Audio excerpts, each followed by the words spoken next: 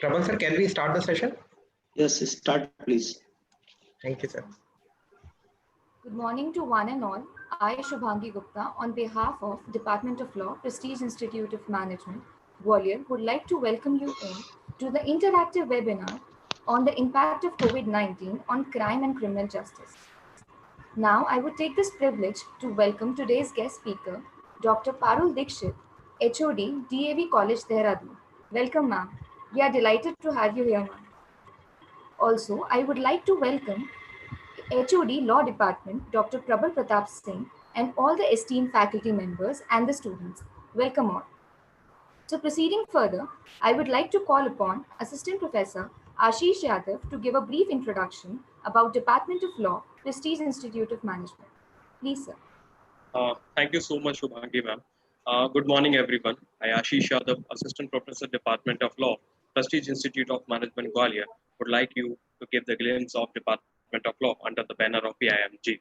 The Department of Law, Prestige Institute of Management, Gwalior, is an exclusive institution dedicated to legal education. PIMG had three law courses. They are BLLB Honors, BBLLB Honors, and BCom LLB Honors, along with all five specialization provided by Bar Council of India. The institute is approved by Bar Council of India and affiliated to Jivaji University, Gwalior. Its pioneering and ingenious education delivery method has set it apart from all other law colleges in the city and in the region. The department have faculty members and they all are UGC NET qualified. The institute ensured to provide a lifetime experience along with various amenities and facilities like International Standard Moot Court Hall, legal itself, legal awareness camp, mock trial practices, conferences, workshops, and fully stocked library and globally designed e-library with uh, direct access to national and international journals, books, working papers, and legal search engines as well. With that, thank you so much. Over to you, Shubhangi ma'am. Thank you so much, sir. Now I would like to call upon our head of the department, Dr. Prabal Pratap Singh, to address the gathering. Please, sir. Thank you, Subhangi ma'am. Good morning all. Honorable expert of this webinar, Dr. Parul Dikshit, Head of Law Department, DAV College, Dehradun. Welcome ma'am. Honorable Professor Dr. S.S. Bhakar, Director, Prestige Institute of Management, Gwalior. Moderator of this webinar, Ms. Subhangi Gupta. Law faculty colleagues, dear students and participants. I, Dr. Prabal Pratap Singh, Head of Law Department, Prestige Institute of Management, Gwalior, welcome all of you to this webinar. The Department of Law, Prestige Institute of Management, Gwalior, makes constant effort to fulfill its responsibilities and social responsibilities in connection with this endeavor. A webinar is being organized today on the topic Impact of COVID-19 Pandemic on Crime and Criminal Justice.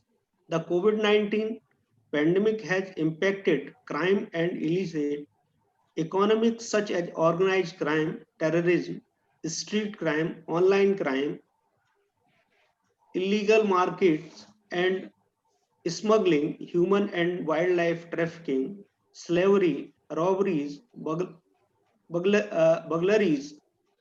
The global initiative against transnational organized crime has stated in a policy brief in March 2020 that while understanding the long-term impact at these early stage of the pandemic is difficult, something are clear: the pandemic has caused a decrease in some organized criminal activities while providing new opportunities in other areas, causing a change in organized criminal economy that may be a long term.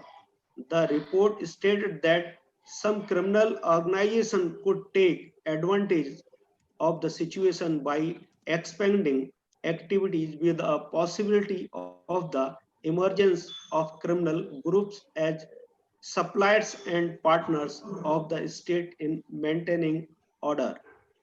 Counterfeiting and fraud directly related to COVID-19 pandemic has also been uncovered. In the beginning of March 2020, counterfeit surgical masks and personal protective equipment PPE were seized by the enforcement authority.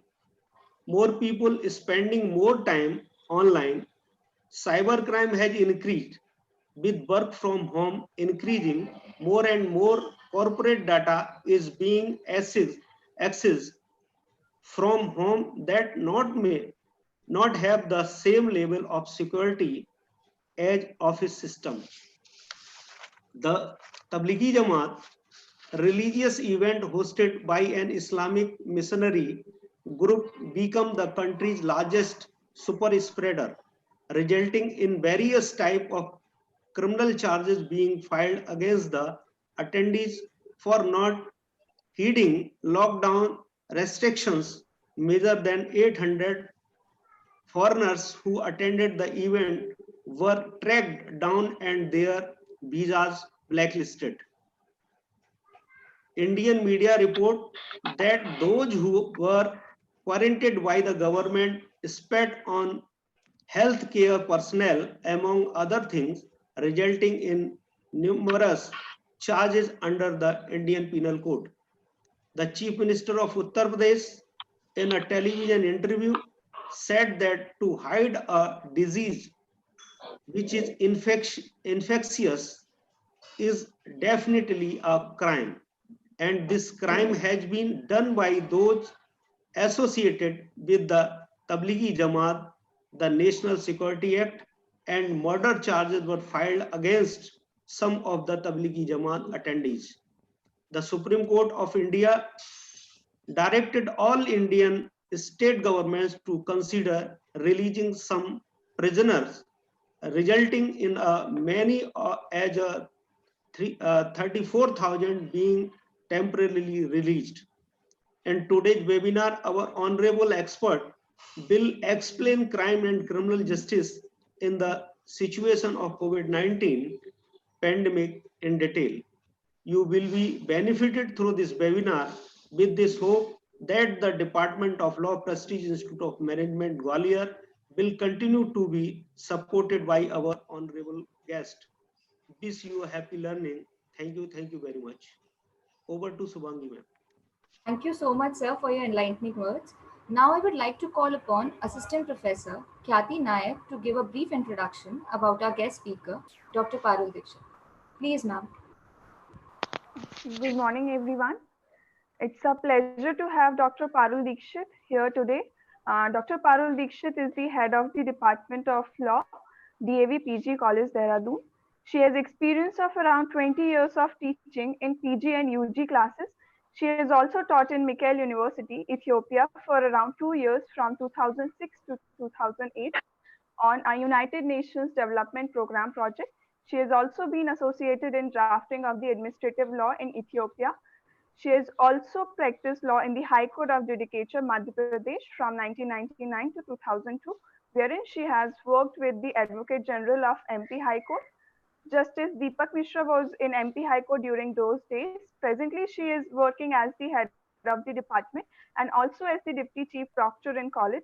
Recently, she has been awarded as the best faculty in professional colleges in Uttarakhand by second ever Himgiri State Level Education Award. Welcome you here, ma'am. Over to you, Shubhangi, ma'am. Thank you, ma'am. Now I would like to request our guest speaker to begin with the webinar. Meanwhile, our chat box will be open. The participants can drop their question in the chat box. Please, ma'am, continue with the session.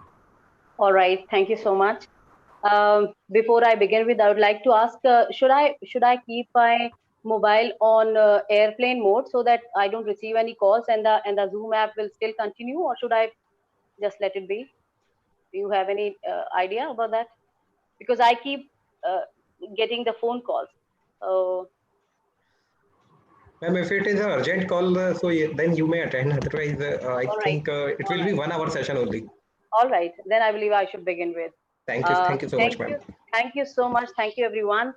So first of all, I should be thanking my heartfelt gratitude to Dr. Prabal Pratapji for giving this opportunity to interact with such a huge crowd, such a huge audience of law students specifically, because and that too in a condition wherein they are they're all held up at home. They don't have any idea what to do next.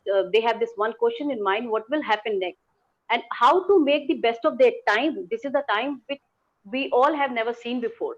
So I'll try my level best during this time, whatever time is allotted to me, to make you understand that this too shall pass, and to make you believe in yourself, and to make you commit to your desires, your aim, which you may cherish later. So you have to make endeavors now. So I believe I'll be able to give you that idea.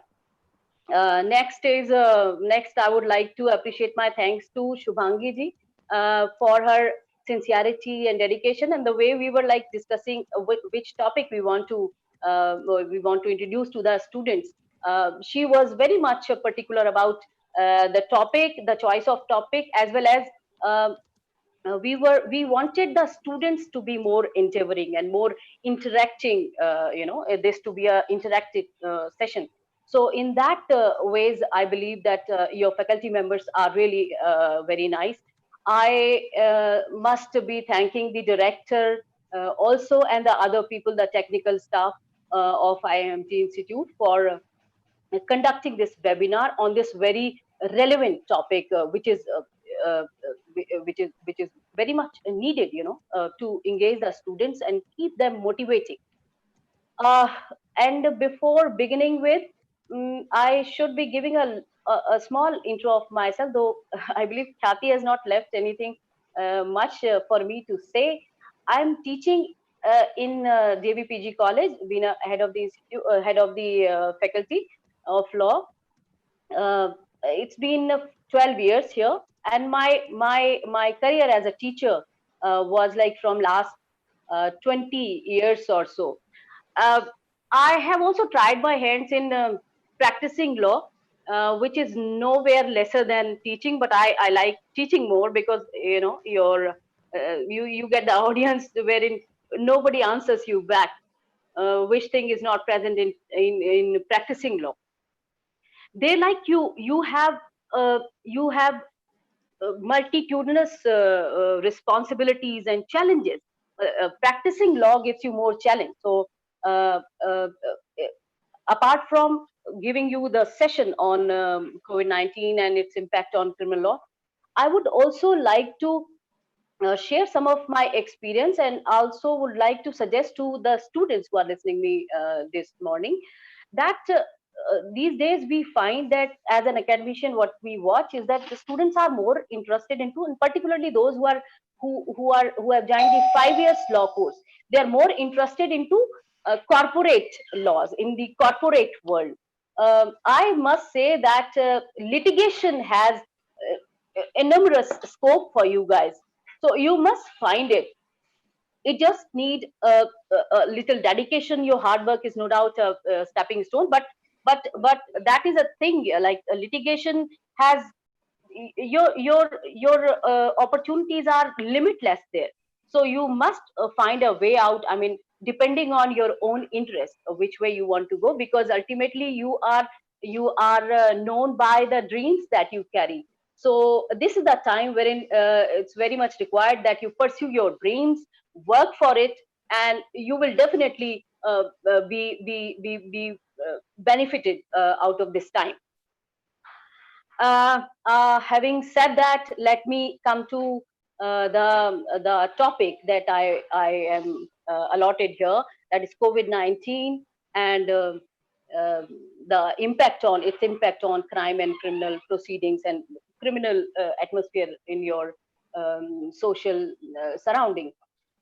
See, I won't go on how it has come into being. But I have deliberately classified my topic in two segments.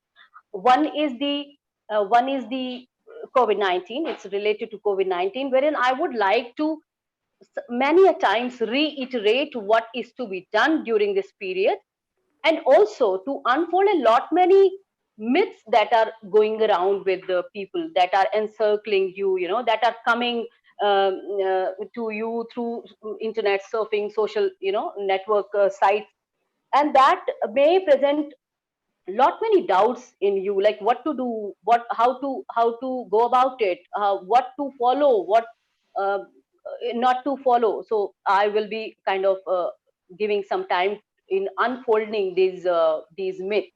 um, and the second part, no doubt, is the crime and the criminal scenario as an impact of COVID-19.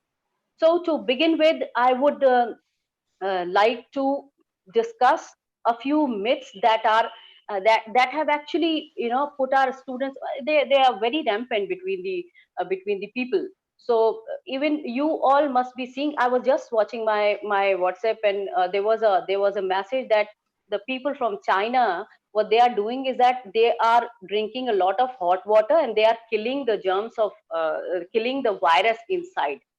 And the people are like forwarding this message one after another. I mean, we have to be very much cautious what kind of information that you are getting must be believed and what not. So to begin with, the first myth that is lately surfaced is that it's an airborne disease. I believe many of us have must have heard about it. See, the fact is it's not an airborne thing. The virus can only sustain. The virus can only be present. It needs a human interface necessarily. There have to be a human interface. It can only be transferred or communicated through a human. So if you find yourself in a vicinity of people, you are surrounded by people, or there are people inside a house, inside a room, or inside a place, and you go there, within the time the virus is still there floating in the air, there is a probability you can catch it. And that's how you catch it, from surfaces. So anywhere the person sneezes, coughs, or breathes in, and is not wearing a mask. So that's why it said that mask is necessary. So in that case, what happens? You touch the surface, you touch your face back, there is a possibility. That's why it said that you wear your mask for like 100% of the time you move out, and it do not carry through air, though it may stay in the air for some time. So it's necessary that you be cautious when you go to any place. Be cautious. You must wear mask. Do not touch surfaces unknowingly, or as a habit. Then eating food does not cause the disease. That's important to know. Meat eating does not increase the risk of transmission.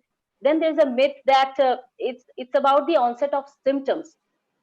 See, the onset of symptoms can vary in COVID-19 patients, depending on their own immunity, depending on their own reaction of their bodies, how their body react to the virus.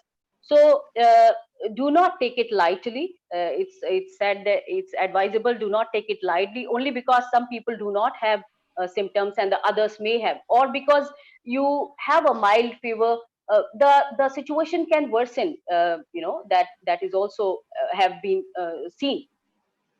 Then the negative COVID report does not mean that one cannot fall prey to the virus again. A negative COVID report does mean that by now you don't have it, but you have to be cautious as much as you were cautious before. In most of the cases, mild flu-like symptoms are found for like fever, cough, or cold, tiredness, which may intensify later. That also should be borne in mind. When someone has mild symptoms, one must take care about his health if he has got COVID. Then in 80% of the cases, hospitalization is not needed. You don't have to be panicking. Panics are not required, but yes, being cautious is very, very much required in this disease. That much I have understood. The disease can take serious turn anytime, that we have to be very cautious about. There may be repercussions. There may be many kinds of repercussions, like respiratory problems. You are hearing that respiratory problems are there, but there may be neurological troubles, cardiac arrest, or collapse. Sudden collapse was seen. You must have seen the videos from China. and there may be other gastrointestinal problems as well. So the results are in different way. The repercussions are in different way. So you all have to understand, it is the cause is same, and the repercussion may be seen differently in different people. Then thermal scanner does not detect COVID patient. Thermal scanner only checks the rise in temperature, and the rise in temperature can have various reasons. It doesn't prove that you have COVID-19, because that's what we experience every time you go anywhere, and a little high temperature can put people under, kind of suspicion that the person is having COVID. So there can be other reasons too. You have to be cautious about it, but not to get panic, because fever can be caused by flu and other. Then things like garlic, pepper, turmeric, tulsi, they are known to be good general immunity booster. But till now, there is no, there is no report, or there is no proofs that such compound can prevent the disease of COVID-19. So one can take it for improving their immunity, but not depend on it entirely as a treatment for it. Then touching face or nose is not advisable, so much so that even after washing your hands or sanitizing your hand, you might catch the virus, because the way I see people, and usually the young kids, how they wash their hands, they do it speedily. They don't take care of washing it like exhaustively, and that's why there are many videos circulating. So you have to wash it properly, the way they, 2 minute time you must dedicate to proper washing your hands. And why it is given? Because you keep touching surfaces, so that reduces the risk of catching the virus by sanitizing properly and by washing your hands properly. Hand sanitizers carrying more than 70% of alcohol are only advisable. Then I was reading about some of the there was some news about people drinking alcohol and people drinking the disinfectant, considering that can probably treat you from inside. I don't know how. So say spraying or drinking any disinfectant or alcohol or any antiseptic, that is not a prevention, nor does it treat. Rather, it can be toxic. So mind it. Drinking or using these things can be toxic to people who are taking it. Then till now, there are no drug which is licensed to cure the COVID patient. As much as you can see around, they are other drugs which are under trial on various stages. But till date, there is no drug which is licensed to treat the virus. So remember that. There is a drug you must have heard, hydroxychloroquine. So this hydroxychloroquine is a drug that does not treat it. That can be taken by paramedics or people who are more exposed to the COVID patient. They take it under medical supervision. So do not take any such medicine only because people are taking it, or your people in your acquaintances are taking it. That can only be taken under medical supervision. And there may be a possibility that people with a cardiac problem, cardiac condition, they can get serious repercussion with this drug called hydroxychloroquine. Then there were news about hot weather or sunny weather can prevent the virus. There is nothing like that. Nothing that sort has come up to be true, because we belong from a hot weather. They are cold weather countries, the United Kingdom, and it's everywhere, with the same intensity. So all we can say that hot and humid weather do not prevent it. Cold weather or snow do not prevent it. Taking hot bath do not prevent it. Mosquito bites cannot transfer the disease. That's also a myth going on in people. Mosquito bite cannot circulate the virus or spread the virus. Antibiotics cannot prevent or treat the virus. And then there's a myth about like people from the old age group only can have the virus, or are more prone to have the virus. There is nothing of that sort being proved by now, because uh, see, all age group people can catch the virus no matter what. The only thing that is different from a healthy youth to an aged person is that due to their ailments, their long run ailments or their age, their body is not uh, able to fight it that well. That is the only point of difference. But COVID-19 can make anyone sick of any age. Then there is a myth regarding rinsing your nose with saline or gel that can probably prevent it. There's nothing of that sort. Gargling or doing neti with the hot water, this is not going to prevent the virus. Pneumonia vaccine do not prevent the virus. Then once you catch the virus, it's not going to stay with you forever. There is nothing of that sort. That's a myth that I was reading about.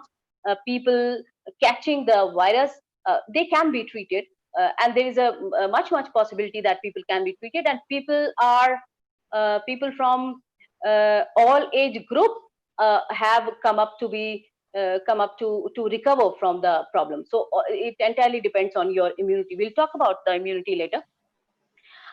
Then whenever you find any indication of any sort in your body, you must go for proper test uh, for COVID-19. And after all these things, the only question that comes into our mind is what is to be done. So far, we have come to know from the experiences of these many countries is that physical distancing and wearing a mask is the only way out. The more you keep yourself far from any other person, and try as much as possible to sit when you have to be sitting with people, to try to sit in an open area rather than sitting in a closed circumference, in a closed area, in a room or so. Better to sit outside, because there's a possibility that virus may travel to other places. If you are sitting very closely, then there is a high risk of people contacting the virus. Now I will give you a little suggestion about immunity as well, because that is an important part. We should not miss that. Apart from wearing masks, and apart from keeping physical distance, we know that ultimately the world has to move on, and that we have to work, and that we have to do all those things that we were regularly doing with. And we keep listening that we have to live with coronavirus. So how do we live with coronavirus? We have to improve the immunity. See, no antibiotics are going to give you immunity. It's only your own endeavors that can bring the immunity in you. So all the guys, all my students, all these students who are listening to me, remember, this is high time that those who are watching mobiles late night, who are watching televisions only because they don't have to go anywhere next morning, and those who are not having a good lifestyle. When I say lifestyle, I does mean early to bed, early to rise, eating nice, eating good food, not eating pizza, burger. I know that shops are opening, and people are going to get indulged in the same kind of lifestyle again. But it is a very educating time for us as well, that we have to improve the lifestyle, the kind of lifestyle that we used to have earlier. That is to be that we have to learn. Ultimately, yoga and pranayam are doing great in improving the immunity in any person. So I believe that we all have to follow those practices again. I am following it, so that's the reason I can assert it with more courage. um, it's a suggestion to you all that you must do it from tomorrow itself. Now coming back to the crime part of my talk. See, during this condition of lockdown, what we are watching is that everything is on a standstill. No, uh, everything around you, the any industry, hotels, large or small, or production units, or anywhere, it's just closed. So this shutting down has been for like it's the fifth consecutive month, I believe, right? So after, and this lockdown has come with a cost. And what is the cost that we have all experienced? See, the cost is that people from all sorts of spheres of life, uh, people in all kind of employments, they have the apprehension of either losing. People are losing their jobs like never seen before. There is an unprecedented rise in unemployment ratio. People are apprehensive about their layoffs and their salary cut. So somehow people are managing to fight with it, but the worst problem, or the worst of the effect, have fallen on the labor sector, on the unorganized sector. They are the most affected. In spite of the government's efforts in providing them low cost essential commodities, you can look around and see that there is still a huge gray area that is to be covered. There are people from these sectors who are barely. That's why we see the migration. They were around 8 to 10 lakhs workers migrating from one place to another. So what was the reason? If it was possible, if the resources were good enough to provide them what they needed, this this this biggest ever migration was never possible. So, and the result can also be seen in this global emergency worldwide, that though the bigger crime, like the heinous crime, that crime rate has somewhat fallen, because the people during the lockdown, they don't have the opportunity to carve out their modus operandi, to go for their modus operandi, to go out and do something. But at the same time, uh, theft or shoplifting or such kind of petty offenses are on their rise. You must be hearing about shoplifting occasions in Delhi, Mumbai, Ahmedabad, Vadodara. There was one case in Vadodara. I mean, there were very many occasions wherein people started shoplifting, or or theft is very much have crept in, as a problem, as a consequence of COVID-19.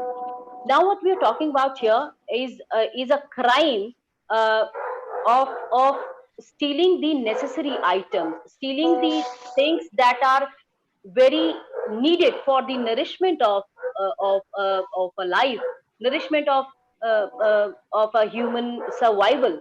So that puts us in kind of a moral dilemma. There's this classical proverb. It's called loaf of bread. So I'll give you that example.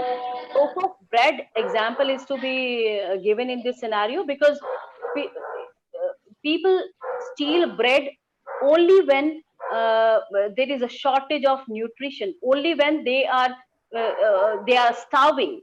So when a person is stealing bread because he was under so much destitute that there was no other way out, and I and you, we all believe that safeguarding your life or protecting your life, it is a divine obligation as well.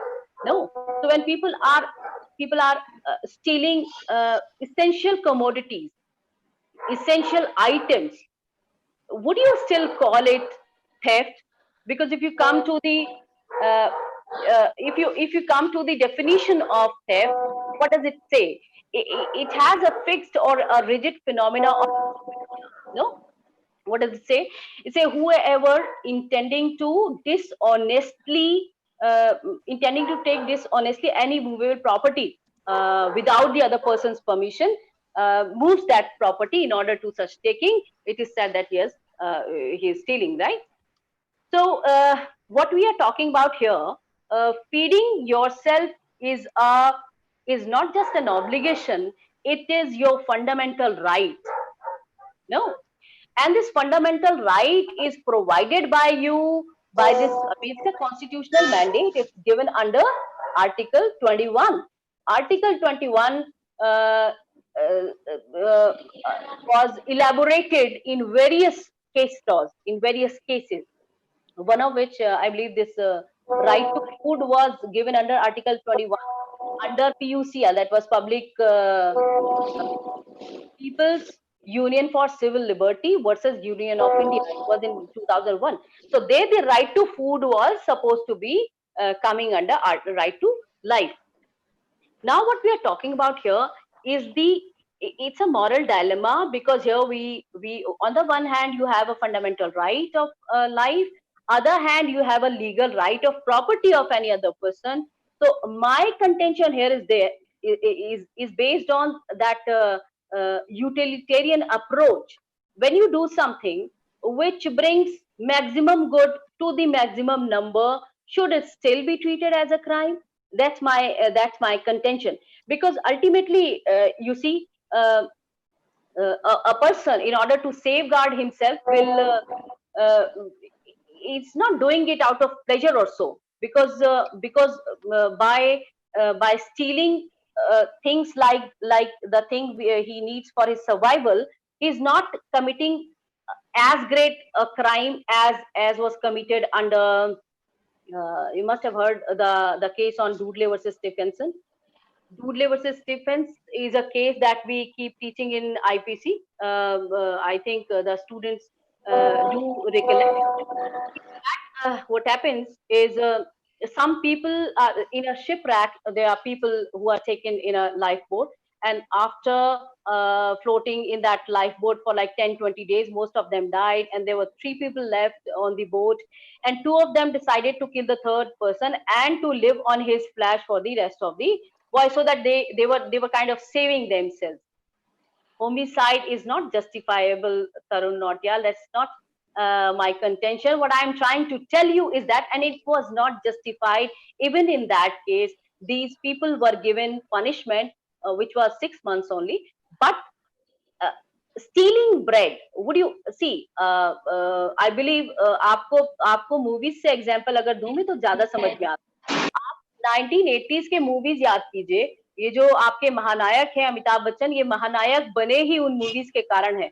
रोटी कपड़ा और मकान, रोटी नसीब, कुली, all those movies. There was this नायक एक जो होता है, वो he comes from a very impoverished background, and he commits a crime, he does a wrong, and the wrong is supported by, you have empathy for them, you know.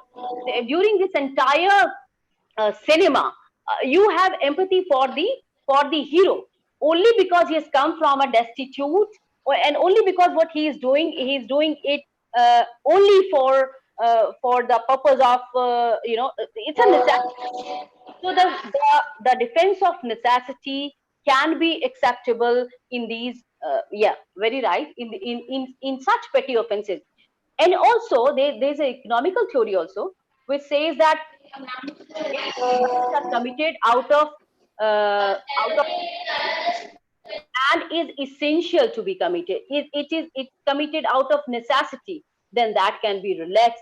There is criminological aspect as well to this crime, which says that a petty offense, it says that petty offenses committed out of necessity of survival can be relaxed. So what I'm trying to assert here is that when there is such a moral dilemma, we have to begin with redrafting the definition of mens rea. Because if you say that actus reus non facit reum nisi mens rea, if my act is supported by malice, it is a crime. But would you still call it a malice when someone is doing it only to safeguard his life? Plus, see, all the humanitarian mechanism, all the humanitarian effort would fail if the deprived person's rights are not respected, food and assistance are not offered, and you still believe that that law is so static and rigid that there can be no humanitarian intervention can be done in that fixed formula of mens rea. And the rationale that I am putting forward, that I am asserting to this situation, is that a very high status is given to the right of life. That's a constitutional mandate. Whereas what we are here dealing in these cases is a right, is a right of second person infringement only of his right to property. So, moreover, in decriminalization of poverty-stricken crimes, we can justify it on various reasons. Number one is Article 21 itself. Then there is a legal maxim like necessity induces privilege. I believe you must have read the maxim. Your situation, your placement in that condition, that can necessitate any privilege. Like if you are caught in a room, you don't have anything to do, and there's just one thing belonging to some other person, that unless and until you use it, you won't be able to survive. You are definitely going to use it, right? And how many of us would still believe that stealing a loaf of bread or stealing for your survival will be right, will be wrong? Moreover, uh, and till date, you see, till date, this concept of survival crime is not accepted in defense. That's my contention. That's my apprehension, that the law cannot be static. We have to be more accommodative. We have to accept new concepts, considering what we are dealing with, because emergency is something we never chose for. It's unwarranted, unexpected, unchosen. They can be flood, they can be earthquake, fire, shipwreck. I've just given you the example of shipwreck. There was flood in Kedarnath, in Uttarakhand. I'm from Uttarakhand, as you all know. So during that flood, as we know, there was a lot, I mean, huge devastation of people, of property. After that, there were incidences that people of those areas, they were stealing property. So what else do you expect from a person who is left with no other means of livelihood or no other means to survive? So these are the repercussions that you are damned to see. Moreover, see, the rules of conduct during normalcy have to be different from rules of conduct during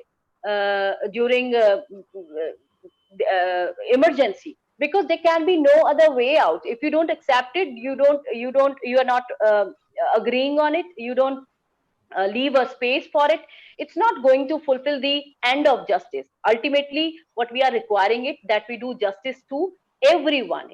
Article 14 we should remember.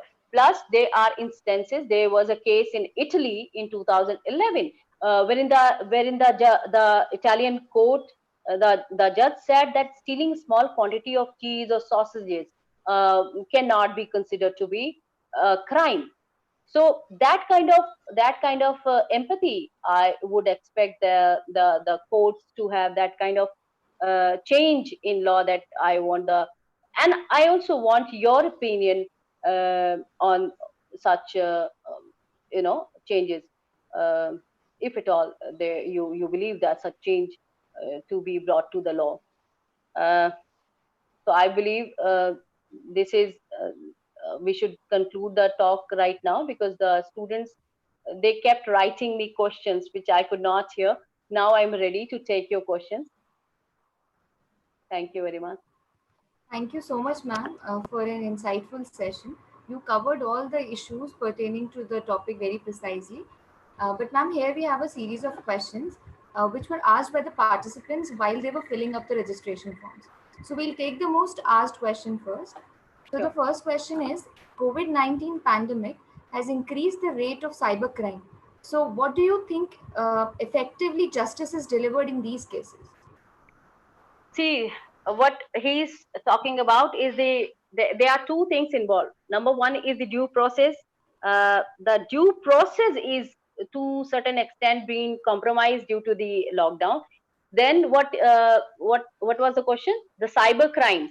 See, Yes, we ma'am. have to have for for the cyber crimes, we have to have uh, as good a network as the people in Wuhan had.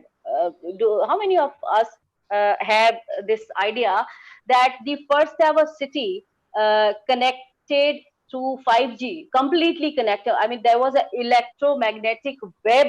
It's like umbrella on that city.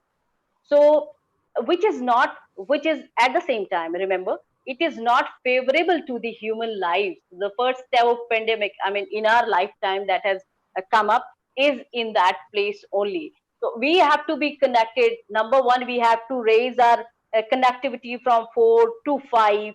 Plus we need a proper conditioning.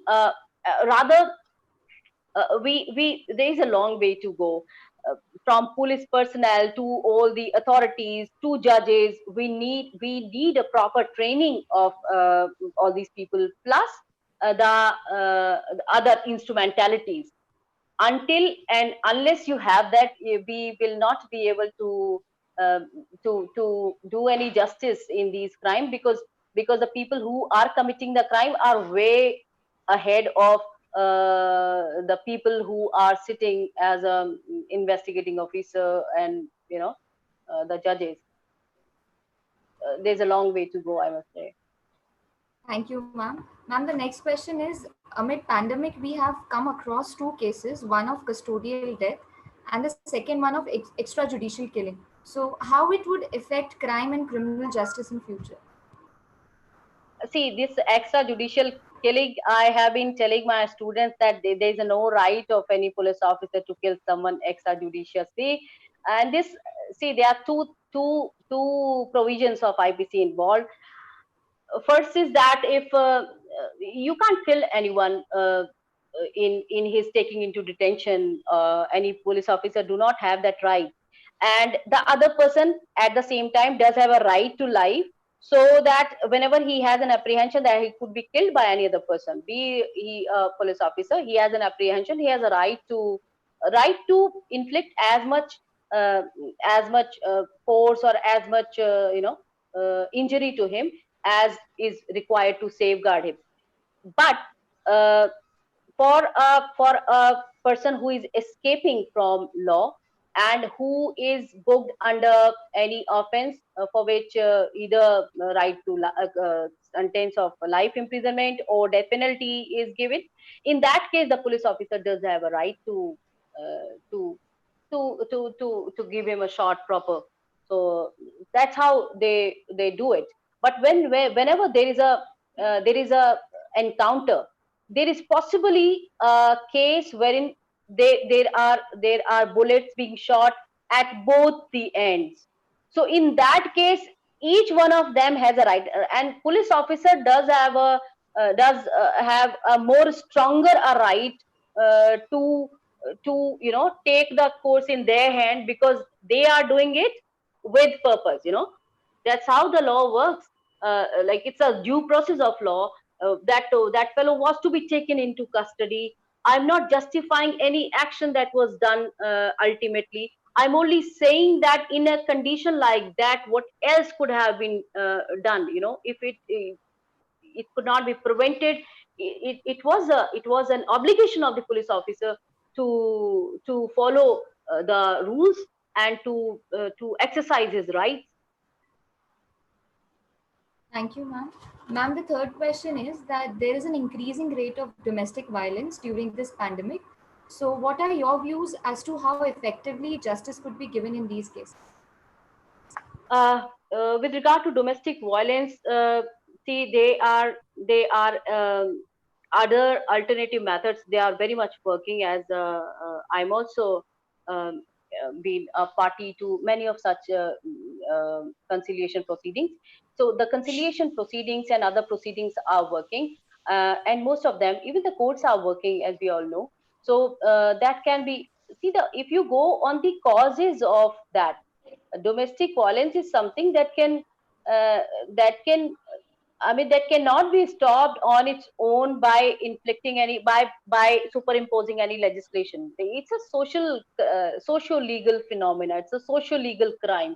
So the answer to it can only be found in a socio-legal way out. You can't do it just by imposing certain laws. A cannot beat B. A, B are brother and sister. A, B are, siblings. They keep fighting with each other. Don't we see that happens? So likewise, in intimate couples, these things are prevalent, that are to be seen. I believe that there's some disturbance. I believe that in order to completely, uh, bring the position to a level wherein such crimes could not be committed with regard to a female has to be has to come up at the same footing as that of a man. A man usually in a society, even these days, आदमी के ऊपर ज्यादा जिम्मेदारी होती है, औरत के ऊपर, लड़की के ऊपर कम जिम्मेदारी डालते हैं. तो जैसा आप उनको ट्रीट करेंगे, ग्रो अप करेंगे, वैसा ही रिजल्ट बाद में आने वाला है.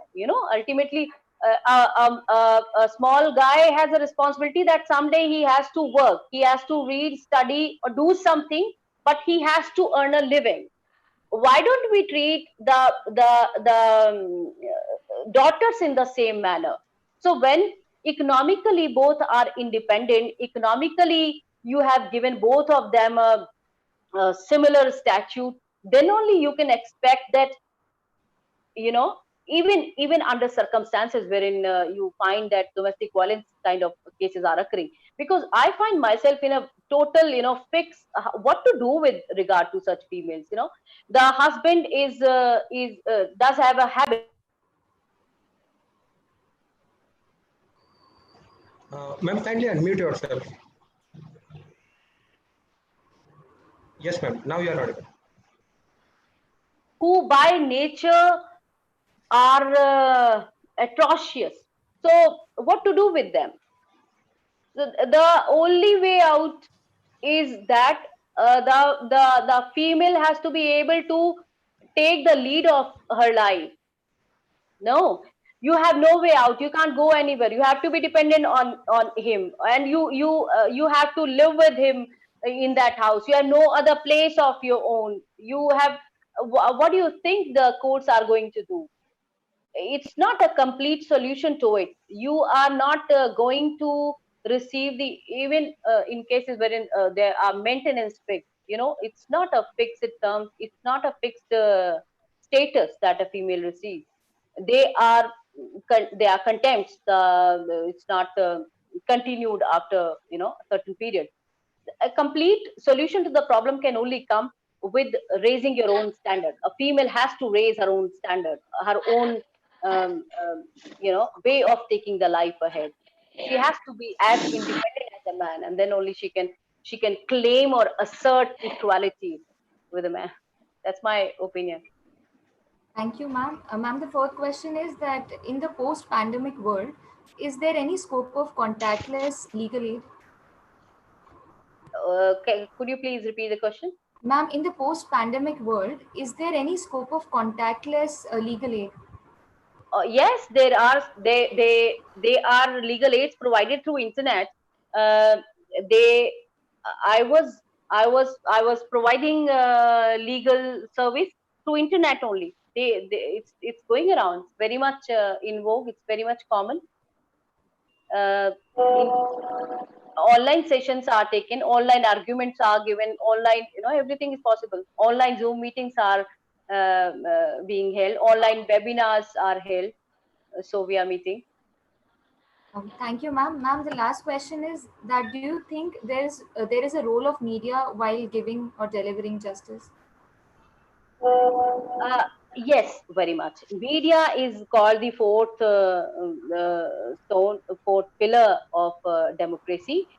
only because it has the potential of exposing anything that is not doing right, anything that is not being done, like that legislation, a right to information. So media is almost running like the right to information. If the people are not into it, it's the media that does the rest of the things. So I believe media has a big role, and there are many cases when media has done a great role in the Nirbhaya case, and in very many cases they were only being booked because the media intervention was there, because the media did not leave any stone unturned in they were after the case, day after another. They were reports day in and day out. So it has a definite role in in the justice delivery system. Exactly. Thank you, ma'am. Ma'am, now I would like to call Assistant Professor Akash Gupta. So he would just take up this questions from the chat box. Please, sir. Thank you, ma'am. Ma'am, some questions asked by the participants in chat box. I am going to ask some of them. First question asked by Mr. Tarun Pratap. He is asking, ma'am, what's your opinion on the government's attitude in maintaining the law and order as well as serving the criminal justice?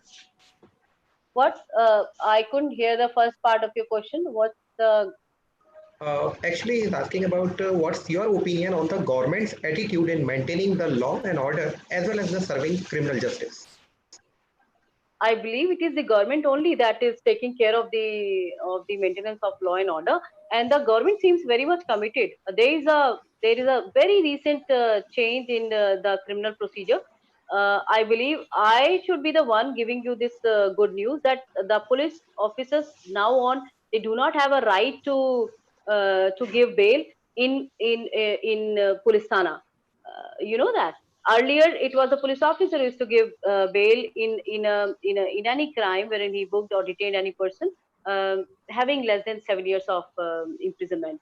So that right was supposed to be compromised in various cases. There were reports, and as we know that they are abuse of power in the hands of these people. So now on, so it's that kind of commitment that I'm watching from the government. There is a recent change, so it should be welcomed. It's a very good decision, I believe. Thank you, ma'am. Next question asked by Ms. Varsha, and she is asking how will new patterns of crime can be managed, especially given that the virus is here to stay for a long, long time. How the new crime is to be managed? See, whenever a thing is, New patterns of crime can be managed. The patterns has been changed in the time of COVID-19 actually.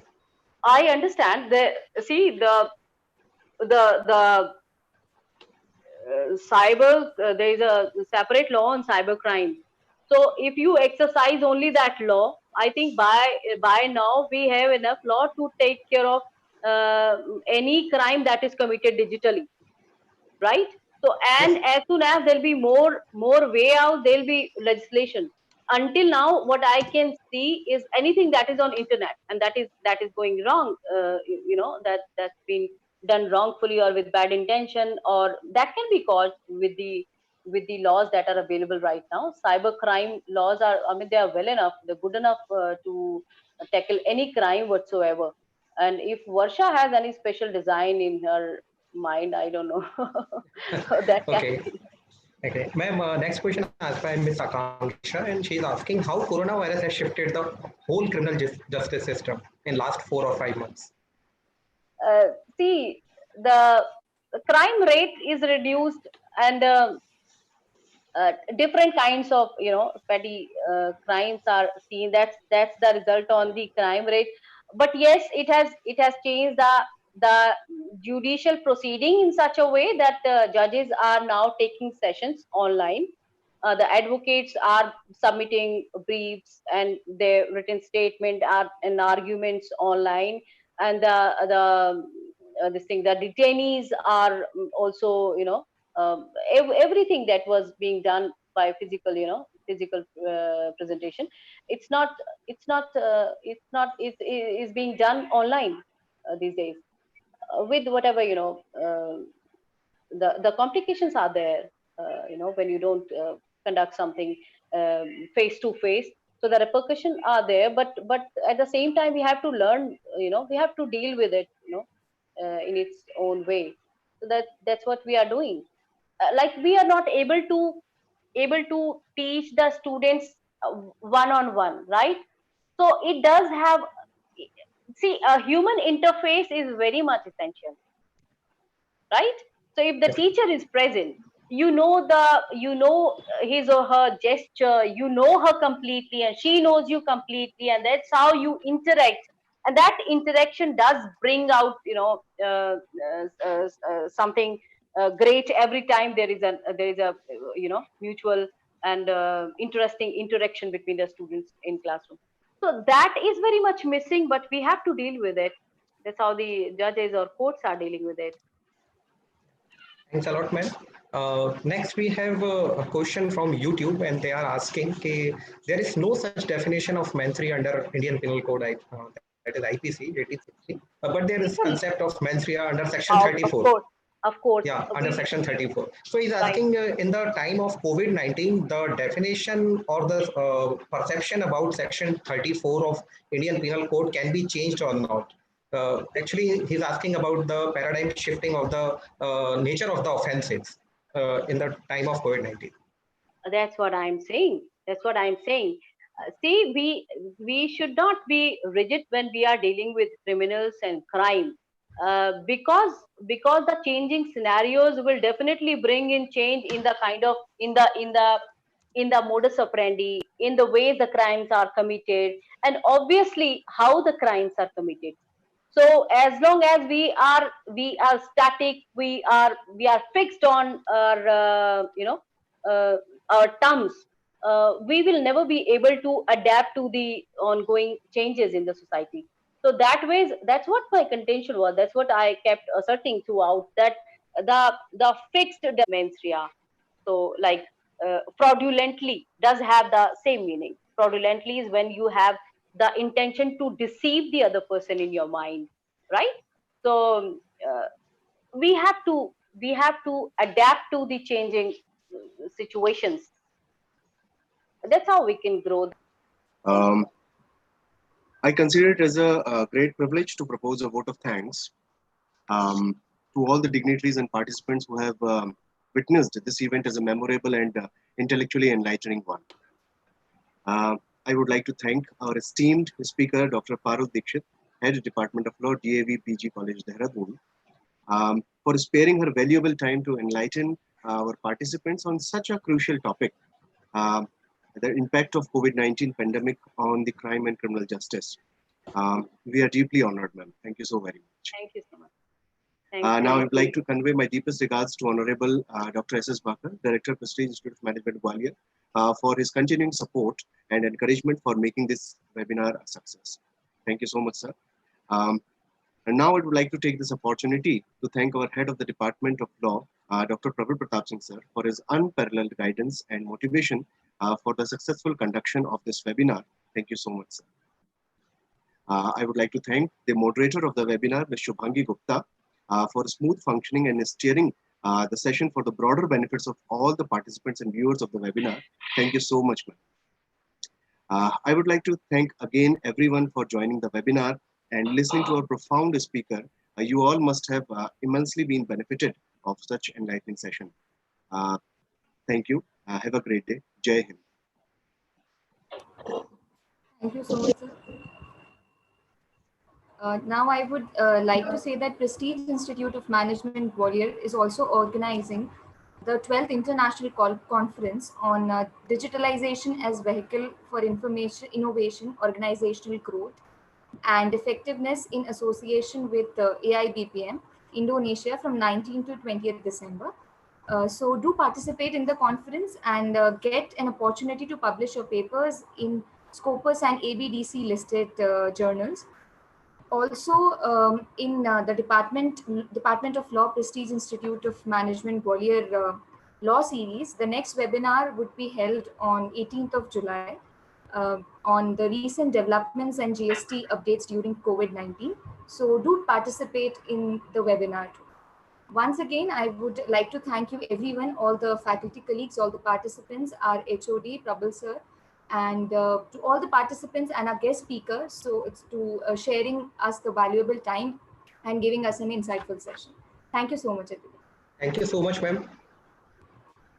Thank you so much. Thank you so much. Thank you. Thank you so much, all the participants. Sir, can we end the session? Prabal sir? Sir, kindly unmute yourself. Okay, sir, please. Yeah. Thank you so much, ma'am. Thank you so much, sir. All right. Wow.